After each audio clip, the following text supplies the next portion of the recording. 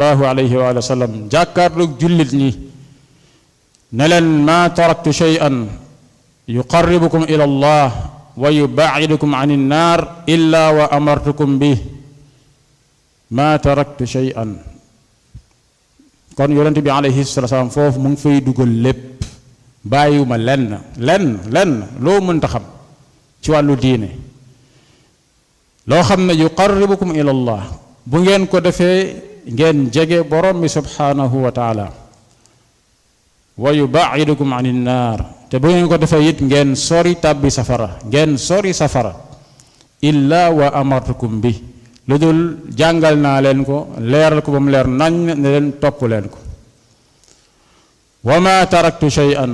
bàyyiwuma it menn mbir loo xam ne yuqarribukum ila naar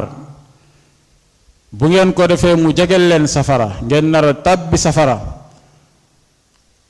wa yubaa'idukum anillah, mu leen di soriloo borom bi subhanahu wa taala, illa wa nahaytukum anhu, lu dul it loolu leeral naa ko ba mu leer nañ ne leen moytu leen ko. kon gàcce ngaalaama yonent bi sallallahu alayhi wa sallam ci ay waxam, ci li mu woon nit ñi ci ay pas-pasam ak ci jikkoom, lépp leeral na ko,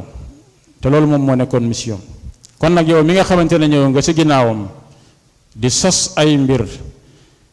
di topp ay mbir loo xam ne yonent bi alayhi salaatu wasalaam jàngalewu ko, même bu fekkente ne yow waxoo ko waaye say jëf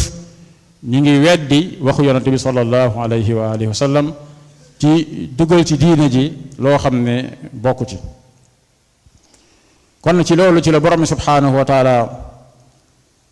waralee ñu gëm yonent bi alayhi salaatu wasalaam, topp ko, topp sunnaam. ñu xam ne kon képp koo xam ne tënku nga ci yoonu yonent bi alayhi salaatu wasalaam, ihtada wa naja, kooku moom moo génn ci cànkute dem ci li nga xamante ne moom mooy mucc. waaye képp koo xam ne dëddu na yonent bi alayhi salaatu wasalaam, weddi ko nag du yem rek ci wax salaam mi ñu weddi naa ko, waaye weddi ko bokk na ci nga xam lan mooy diineem, lan mooy sunnaam, nan lañ ko war a toppee, ngay sos ci diineem, ngay topp leneen loo xam ne bokkul ci sunna yonent bi sallallahu alayhi wa sallam. kon képp koo xam ne def na loolu, faqad dalla dalalan mubina wa halak, kooku mooy ki réer bu sori, te kooku moom mooy ki nar a alku. yàlla nañ ci borom subhanahu wa taala musal. moo tax yàlla subhanahu wa taala ne yonent bi alayhi salaam waxal